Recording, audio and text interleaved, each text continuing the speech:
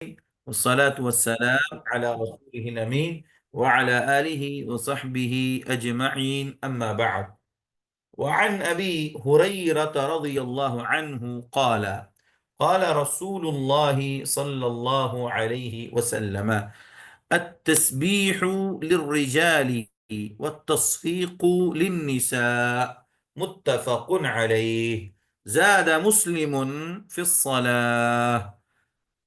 یہ روایت حدیث نمبر 10 ہے، اور یہ بابو شروط الصلاح، یعنی کہ نماز کی شرطیں کیا کیا ہیں، اس باب کے تحت یہ حدیث لے کر کے آئے امام حافظ ابن حجر عسقلانی رحمۃ اللہ علیہ بلوغ المرام کے اندر بابو شروط الصلاح کے اندر یہ حدیث ابو ہریرہ رضی اللہ عنہ کے حوالے سے لے کر کے آئے ہیں۔ ابو ہریرہ رضی اللہ عنہ کا نام کیا تھا، ان کی کنیت کیا تھی، ان کے بارے میں مختصر خاکہ آپ لوگوں کو میں نے بتا دیا تھا۔ اچھی طریقے سے آپ لوگ یاد کر لیجئے، کیونکہ یہ ضرور پوچھا جاتا ہے۔ مشہور حدیث کے راوی ہیں، سب سے زیادہ حدیث ان سے روایت ہے، اس لیے ان کے بارے میں جاننا ضروری ہے۔ تو یہ حدیث ابو ہریرہ رضی اللہ عنہ سے روایت ہے۔ فرماتے ہیں کہ قال رسول اللہ صلی اللہ علیہ وسلم، نبی صلی اللہ علیہ وسلم نے فرمایا، نبی صلی اللہ علیہ وسلم نے فرمایا، کیا فرمایا؟ التسبیح للرجال، تسبیح معنی تسبیح، رجال یہ رجل کی جمع ہے، اس کے معنی آدمی۔ التسبیح، التسبیح معنی تسبیح، سبحان اللہ۔ للرجال لام کے لیے کے معنی میں آتا ہے، اور رجال کے معنی آدمی۔ تو التسبیح یعنی سبحان اللہ کہنا للرجال آدمیوں کے لیے ہیں، والتصفیق للنساء، اور تصفیق کہتے ہیں تالی بجانا، التصفیق کہتے ہیں تالی بجانا۔ صفق یصفق تصفیقا کے معنی ہوتا ہے تالی بجانا۔ للنساء، للنساء کے معنی عورتیں، عورتیں، امرأتن معنی عورت، اور اس کی جمع آتی ہے نساء۔ لام للنساء میں لام کے لیے، تو التصفیق للنساء، اور تالی بجانا عورتوں کے لیے ہے، عورتوں کے لیے تالی بجانا۔ متفق علیہ، یہ روایت صحیح بخاری اور مسلم کے اندر موجود ہے، اس لیے اس حدیث کو متفق علیہ کہتے ہیں۔ زاد مسلم، چونکہ یہ روایت صحیح بخاری میں بھی ہے، صحیح مسلم میں بھی ہے، اور صحیح مسلم میں الفاظ کی زیادتی کے ساتھ اتنا زیادہ ہے فی الصلاح، کہ یہ کام کب ہوگا؟ فی الصلاح، فی معنی میں، الصلاح معنی نماز، فی الصلاح کا مطلب ہوتا ہے نماز میں، یعنی سبحان اللہ مرد جو کہیں گے وہ نماز میں کہیں گے، عورتیں تالیاں بجائیں گی وہ نماز میں بجائیں گی۔ لیکن آپ کو یہ مسئلہ ابھی بھی سمجھ میں نہیں آیا، تو آپ پہلے یہ ترجمہ سمجھ لیجئے کہ سبحان اللہ کہنا مردوں کے لیے، تالی بجانا عورتوں کے لیے۔ امام مسلم نے جو زیادہ کیا ہے فی الصلاح، یعنی یہ کام نماز میں ہوگا۔ یہ ترجمہ میں نے اب تک بتایا آپ لوگوں کو۔ چونکہ باب قائم یہ کیا گیا ہے کہ شروط الصلاح، نماز کی شرطوں میں سے ایک شرط کیا ہے؟ شرط یہ ہے کہ مرد جب نماز پڑھیں، ہم پڑھ چکے پہلے کہ نہ بات کر سکتے ہیں، نہ اپنی زبان سے کچھ کہہ سکتے ہیں۔ تو اگر امام صاحب بھول جائے، اگر امام صاحب بھول جائے اور پیچھے مصلی میں مرد حضرات ہیں، مرد لوگ کھڑے ہیں نماز پڑھنے والے، تو امام صاحب کو کیسے کہیں گے؟ سبحان اللہ، سبحان اللہ، سبحان اللہ، جیسے یہ کہیں گے مصلی حضرات، امام صاحب سمجھ جائیں گے کہ مجھ سے کوئی غلطی ہوئی ہے۔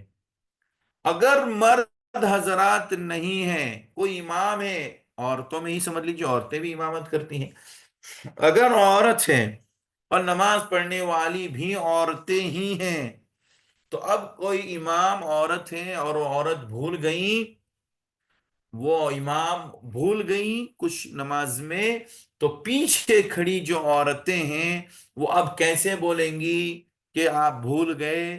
تو بھولنے کی بات زبان سے نہیں کہنی ہے، نہ ہی مردوں کی طرح سبحان اللہ کہنا ہے، بلکہ ان کے بائیں ہاتھ کی جو ہتھیلی کے اوپر کا حصہ ہے اس کو دائنے ہاتھ کی دو انگلیوں سے ایسے ایسے کرنا ہے، ایسے ایسے کرنا ہے، اس کو کہتے ہیں تالی بجانا۔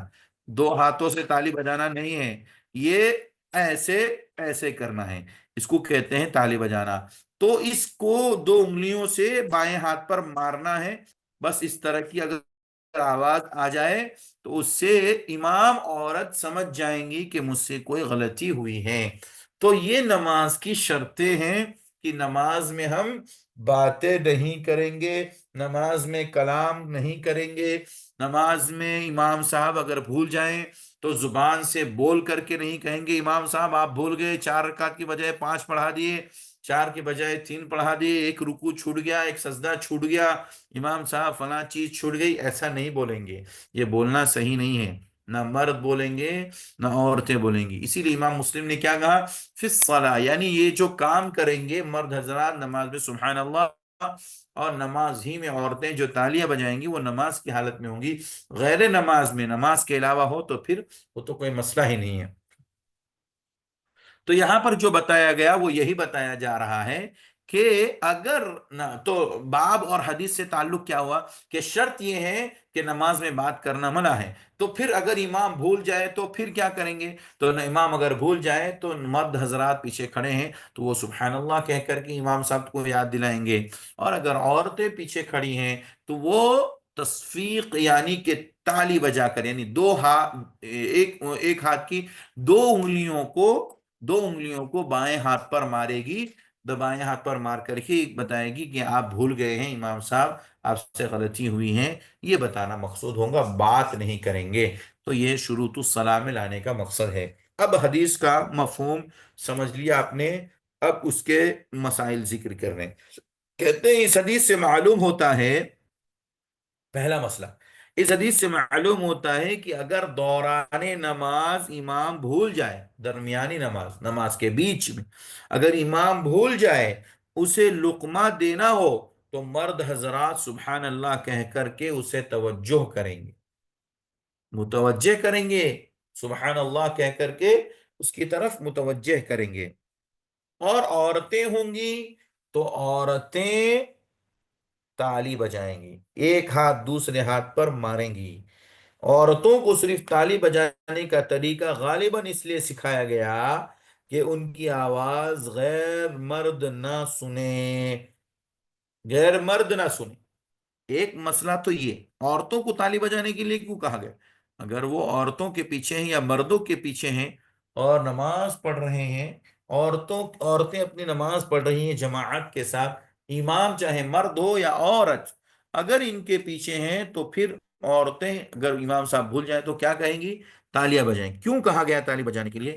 اس لیے کہ ممکن ہے کہ وہاں غیر محرموں کے ساتھ تک آواز پہنچے۔ تو اس سے کیا معلوم ہوا؟ اس سے معلوم ہوا کہ عورت کی آواز بھی پردہ ہے، عورت کی آواز بھی پردہ ہے، اس کو چھپانا چاہیے۔ اسی طریقے سے معلوم ہوتا ہے کہ بغیر ضرورت عورت کو چاہیے کہ وہ غیر مردوں سے بات چیت نہ کریں۔ اس حدیث سے کیا معلوم ہوا؟ ایک مسئلہ یہ بھی معلوم ہوا کہ بغیر ضرورت کے، کوئی ضرورت نہیں ہے تو مردوں سے بات چیت کرنا ان کے لیے جائز نہیں، البتہ اگر ضرورت پیش آ جائے تو پھر اس کا جواز بہرحال موجود ہے، جیسا کہ صحابہ رضوان اللہ علیہ مجمعین، عائشہ رضی اللہ عنہا اور دیگر امہات المؤمنین یعنی مومنوں کی مائیں اللہ کے رسول کی بیویوں سے آ کر مسائل پوچھتے تھے اور وہ بتایا کرتی تھیں۔ تو آپ لوگوں کے لیے اجازت ہے، چونکہ آپ لوگ علم حاصل کر رہے ہیں، آپ لوگوں کے لیے اجازت ہے، لیکن جو دیگر عورتیں ہیں ان کے لیے قطعاً جائز نہیں ہے کہ وہ کسی بھی صورت سے کسی بھی مرد سے گفتگو نہ کرے، بات چیت کرنا ان کے لیے کیا ہے؟ حرام ہے۔ اللہ کے نبی صلی اللہ علیہ وسلم کی بیوی حضرت عائشہ اور دیگر امہات المومنین سے مسائل پوچھنے صحابہ مرد حضرات آتے تھے، پردے کے پیچھے سے گفتگو کرتے، سوال پوچھتے تھے، تو اس طریقے سے اگر وہ سوال کا جواب دیتی تھیں تو آپ لوگ بھی اپنے سوال رکھ سکتے ہیں، پوچھ سکتے ہیں، جواب دے سکتے ہیں، کیونکہ آپ بھی اسی زمرے میں آتے ہیں۔ لیکن اس صورت میں بھی عورت کو نرم اور لچکدار انداز اپنانے کی اجازت نہیں ہے، اس بات کا پورا خیال رکھنا چاہیے۔ اللہ تبارک و تعالی نے ہمیں پردے کا پورا اہتمام کرنے کے لیے کہا ہے، اس کا پورا خیال کیا جائے گا۔ اسی طریقے سے اس حدیث سے ان حضرات کا بھی رد ہوتا ہے، ان حضرات کا بھی رد ہوتا ہے جنہوں نے مردوں کی طرح عورتوں کے لیے بھی سبحان اللہ کہنے کا ہی حکم لگایا ہے، جیسا کہ بعض لوگ کہتے ہیں۔ امام مالک رحمہ اللہ کا موقف یہی ہے، وہ کہتے ہیں کہ جس طریقے سے مرد سبحان اللہ کہیں گے بھول جائیں تو امام صاحب، ویسے ہی عورتیں بھی کہیں گی، لیکن یہ حدیث ان کے صریح مخالفت کرتی ہیں اور صحیح صریح طور پر ان کے خلاف ہیں، کیونکہ اللہ کے نبی صلی اللہ علیہ وسلم نے کہا کہ مرد حضرات کے لیے سبحان اللہ ہے اور خواتین کے لیے تالی بجانا ہے، اور اس میں بھی ایسا نہیں ہونا چاہیے کہ تالی بجانے میں بہت زیادہ شور ہنگامے ہو جائیں، سارے لوگ تالیاں بجانے شروع کر دیں۔ اب اگر ایک شخص اگر بجا رہے، ایک خاتون اگر بجا رہی ہیں، تو اس کا مطلب یہ ہوتا ہے کہ امام صاحب سمجھ جائیں گے کہ ہمیں یہاں پر غلطی ہوئی ہے اور ہمیں کچھ سمجھنا چاہیے اور رک جانا چاہیے اور اس پر غور کرنا چاہیے کہ کیا غلطی ہوئی ہے۔ یہ بنیادی پوائنٹ ہے آج کے درس کا۔ تو میں پھر سے آپ لوگوں کے سامنے خلاصے کے طور پر اس حدیث کا مفہوم بتا دوں کہ اگر آپ نماز پڑھ رہے ہیں، آپ خاتون ہیں، کسی خاتون امام کے پیچھے نماز پڑھ رہے ہیں، اس صورت میں اگر کسی خاتون امام کی غلطی ہو گئی، آپ پیچھے کھڑے ہیں، آپ انہیں کیسے بتائیں گے کہ آپ کی غلطی ہو گئی ہے؟ تو آپ کیسے بتائیں گے؟ آپ اپنے ہاتھ پر تالی بجائیں گے۔ تالی بجانے کا مطلب یہ ہے کہ جیسے دو ہاتھوں سے مرد حضرات تالیاں بجاتے ہیں، بعض عورتیں بھی بجاتی ہیں، ویسا نہیں، بلکہ میں نے بتایا کہ بائیں ہاتھ پر دائیں ہاتھ کو یا دائیں ہاتھ کو بائیں ہاتھ پر دو انگلیوں سے ماریں تاکہ چٹ چٹ کی آواز ہو اور اس سے واضح ہو جائے کہ امام صاحب بھول گئے ہیں، اور اس سے امام صاحب کو یاد آ جانا چاہیے۔ اسی طریقے سے اس حدیث سے مسئلہ معلوم ہوا کہ عورتیں اپنی زبان سے کچھ بھی نماز میں نہیں بولیں گی۔ وجہ کیا ہے؟ ممکن ہے کہ وہ مردوں کی بھی مجلس ہوں تو غیر محرم کے سامنے ان کی آواز جائے گی، کیونکہ اس حدیث سے مسئلہ یہ بھی معلوم ہوا کہ عورتوں کی آواز پردہ ہے، یہ کسی بھی غیر محرم کے سامنے قطعاً آواز اٹھا کر کے نہیں بات کر سکتی ہیں۔ تیسرا مسئلہ یہ کہ اگر وہ کبھی بھی ضرورت کے وقت بات ہوں تو نہ تو نرم لہجے میں، نہ لچک دار انداز میں، بلکہ کڑک آواز میں بات کرنا اللہ تعالیٰ نے ہمیں حکم دیا ہے۔ قرآن کی آیت ہے سورہ احزاب میں، اللہ نے فرمایا وَتَخْضَعْنَ بِالْقَوْلِ، کہ تم اپنی باتوں میں سختی پیدا کرو اسی انداز سے۔ تو اور اسی طریقے سے ایک مسئلہ یہ بھی معلوم ہوا کہ علم کی غرض سے خواتین اپنے مسائل کو پوچھ سکتی ہیں اور بتا سکتی ہیں، جیسا کہ حضرت عائشہ رضی اللہ عنہا کے سامنے صحابہ آتے تھے اور اپنے مسائل کو رکھتے تھے اور حضرت عائشہ ان کو مسائل بتاتی تھیں۔ تو اس طریقے سے اگر کوئی خاتون ان کے پاس کوئی سوال ہو تو وہ رکھ سکتے ہیں، طالب علم اور طلباء اور اسی طریقے سے اسٹوڈنٹ اور معلمات کے لیے جو عالمہ فاضلہ ہیں ان لوگوں کے لیے اجازت ہے کہ وہ جواب دے سکتے ہیں۔ لیکن اس معاملے میں بھی اگر فتنے کا ڈر ہے، فتنے کا مسئلہ ہے، تو پھر اس سلسلے میں کیا کرنا چاہیے؟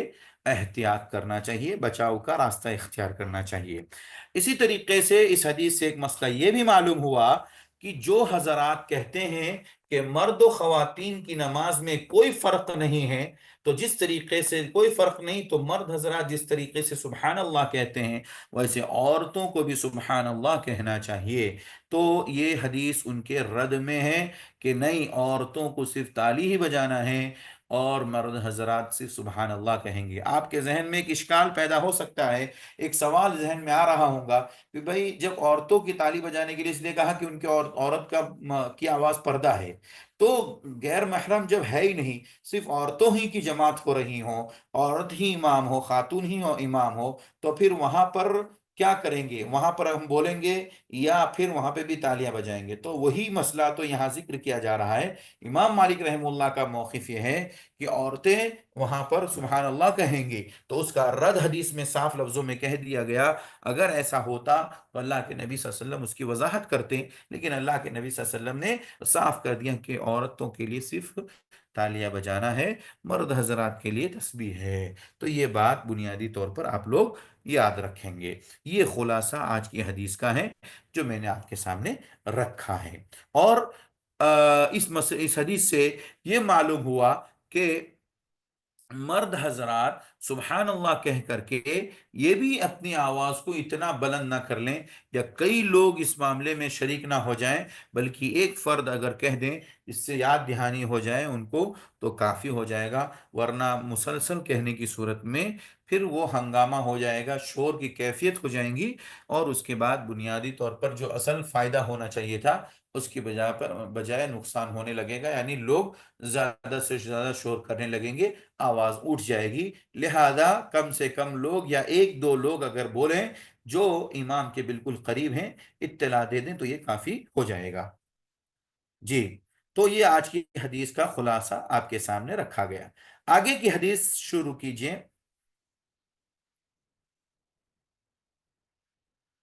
جی، یہ حدیث اگلی ابو قتادہ رضی اللہ عنہ سے ہے۔ یہ حدیث بھی باب شروط الصلاح، یعنی نماز کی شرطوں کے باب میں ہی امام حافظ ابن حجر رحمہ اللہ نے ذکر کیا ہے۔ حدیث نمبر 11 ہے۔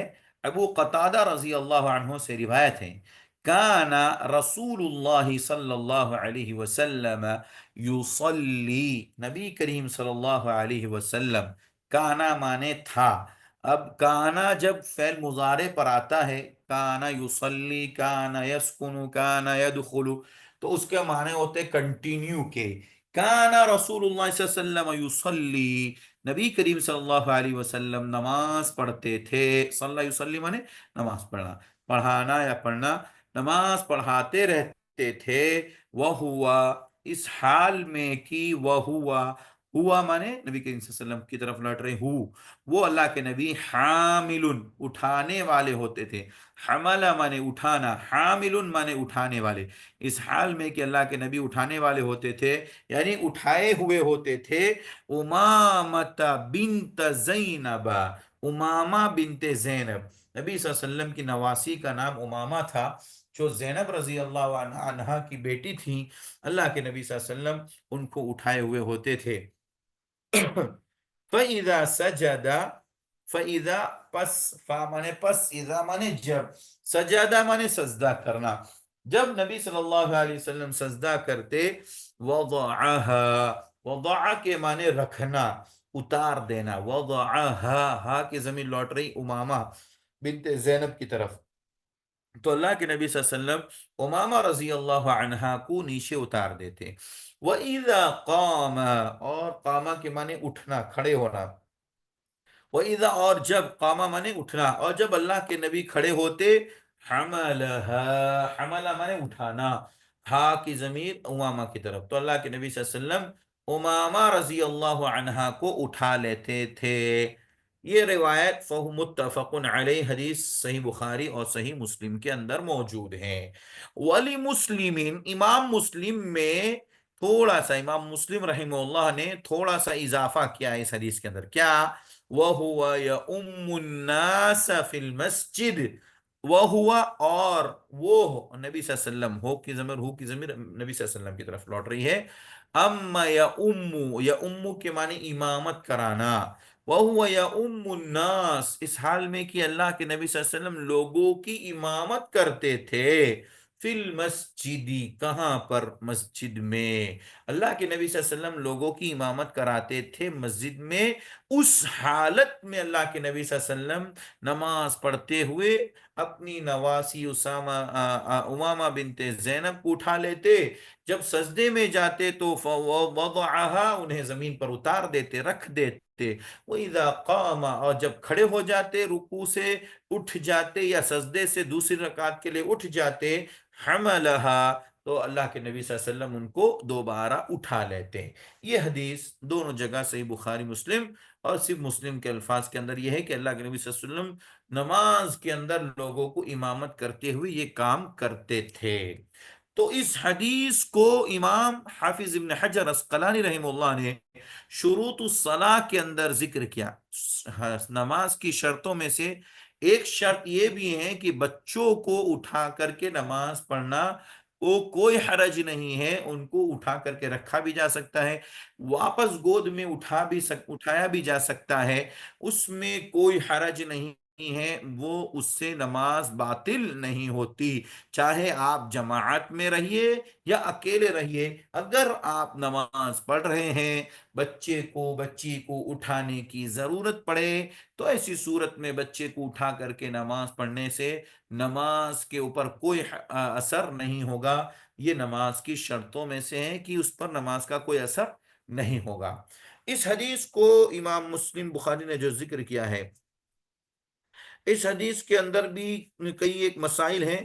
पहला मसला तो ये मालूम हुआ कि किसी कम सिन यानी कम उम्र बच्चे को उठाकर नमाज अदा करने से नमाज बातिल नहीं होती। कम उम्र वाले बच्चे को उठा करके नमाज पढ़ने से नमाज बातिल नहीं होगी, खा नमाज फर्ज हो या नफल हो, खा इंसान इमाम हो या मुख्तदी हो या मुनफरिद हो या कुछ भी हो, किसी भी सूरत में हो, अगर उसने किसी बच्चे को, जो दूध पीने वाला बच्चा या छोटा कम उम्र वाला जो दूध नहीं खाना भी खाता हो, उससे कोई फर्क नहीं पड़ता, कोई सा भी बच्चा कम उम्र का अगर उसको उठा करके उसके बाप ने, उसके वालिद ने, उसके नाना ने, उसके दादा ने, उसके चचा ने, उसके मामू ने, किसी ने भी उसको उठा करके नमाज पढ़ा है, पढ़ने वाले की नमाज बातिल नहीं होगी। ये एक मसला मालूम हुआ।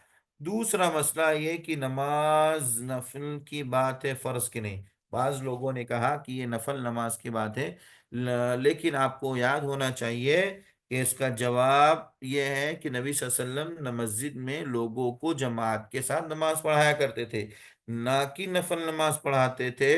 नफल नमाज तो खाली आपने जमात के साथ तरावी की शक्ल में 3 ही दिन पढ़ी है, उसके अलावा जमात के साथ आपने नमाज नहीं पढ़ी है। दूसरा मसला ये मत बताया गया कि ये बवक्ते जरूरत ऐसा किया जा सकता है। बवक्ते जरूरत, बच्चा रो रहा है, आप लोग माशाल्लाह इस काम के अंदर आगे आगे हो सकते हैं, आप लोगों के लिए ये अहम मसला है कि बच्चा रो रहा है बच्चा सता रहा है, तो क्या करिए, आप बच्चे को उठा लीजिए, गोद में उठा करके नमाज पढ़िए, या जब भी आपको रुकू में जाना नीचे उतार दीजिए, सजदे में जाना नीचे उतार दीजिए।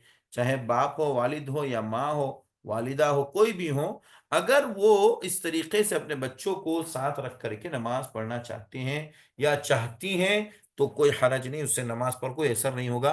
बवक्त जरूरत ऐसा करना जायज है, ये भी एक कौल लोगों ने जिक्र किया है।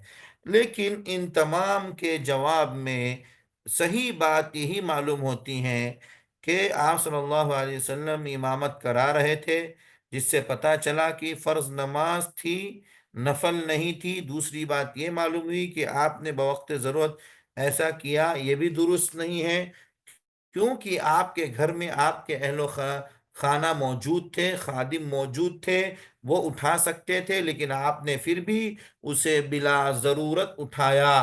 तीसरी बात ये मालूम हुई कि हदीस मंसूख नहीं है। लोगों ने कहा कि हदीस मंसूख है, यानी इसका हुक्म ख़त्म हो गया, पहले था बाद में नहीं हुआ, बाद में ये बात मंसूख कर दी गई, इसके ऊपर अमल नहीं किया जाएगा, ऐसा भी कुछ नहीं है। तो तीनों बातें गलत है कि अल्लाह के नबी ने बवक्त ज़रूरत ऐसा किया, नहीं। ضرورت ہوتی تو اللہ کے نبی کے گھر میں تو عورتیں بھی موجود تھیں، اللہ کے نبی کے گھر میں اللہ کے نبی کی بیٹیاں بھی موجود تھیں، غلام بھی موجود تھے، سب کو کہہ سکتے تھے کہ ان کو سنبھال لیا جائے، لیکن آپ نے خوشی سے یہ کام کیا۔ اس کا مطلب یہ ہے کہ بوقت ضرورت نہیں، کبھی بھی اپنی بچے بچیوں کو آپ اٹھا کر کے نماز پڑھیں گے تو اس سے نماز باطل نہیں ہوں گی۔ صحیح اور راجح اور بہتر اور صحیح مسئلہ یہی ہے کہ بغیر ضرورت کے بھی انسان اپنے بچوں کو یا بچی کو اٹھا کر کے گود میں لے کر کے نماز پڑھ سکتے ہیں، اس سے نماز باطل نہیں ہوگی۔ یہ خلاصہ ہے پوری حدیث کا۔ اسی سے ایک مسئلہ یہ بھی معلوم ہوا، اس حدیث سے ایک مسئلہ یہ بھی معلوم ہوا کہ چھوٹے بچوں کو جو کم عمر ہوتے ہیں ان کو مسجد میں آنے سے نہ روکا جائے۔ امامہ بنت زینب مسجد میں آئی تو اللہ کے نبی نے ان کو اٹھایا اور اپنے کندھے پر لے کر کے آپ نے نماز پڑھی۔ اس کا مطلب یہ ہوا کہ اگر کم عمر بچہ ہے تو بھی انہیں مسجد میں آنے دیا جائے، انہیں نہ روکا جائے، بشرطے کہ دیگر نمازی حضرات کو پریشانی نہ ہو۔ اس سے یہ بھی معلوم ہوا کہ جب تک کوئی نجاست ظاہر نہ ہو بچوں کے اجسام اور کپڑے بھی پاک ہی ہوتے ہیں، یعنی کہ بچوں کی پاکی و طہارت کا بھی خیال کرتے ہوئے بھیجنا چاہیے۔ ہاں آج کل تو ماشاءاللہ پاکی کے لیے ڈائپر وغیرہ بہت کچھ موجود ہیں، ان سب کی پابندی کے ساتھ اگر بھیجا جائے، کپڑے بھی صاف ہو جسم بھی صاف ہو، تو اس میں کوئی حرج نہیں ہے بھیجنے میں۔ تو اس حدیث سے یہ چند مسائل معلوم ہوتے ہیں، ان کا خیال کرتے ہوئے ہمیں اپنے بچوں کے ساتھ معاملہ کرنا چاہیے۔ اللہ تعالیٰ سے دعا ہے اللہ ہم سب کو عمل کی توفیق عطا فرمائے۔ آمین وآخر دعوانا ان الحمد للہ رب العالمین، وصلی اللہ علی نبینا محمد وعلی آلہ وصحبہ وسلم۔ السلام علیکم ورحمۃ اللہ وبرکاتہ۔ 2 منٹ رک جائے، اذان ہونے کے بعد انشاءاللہ ہم سوال و جواب کا سلسلہ شروع کریں گے۔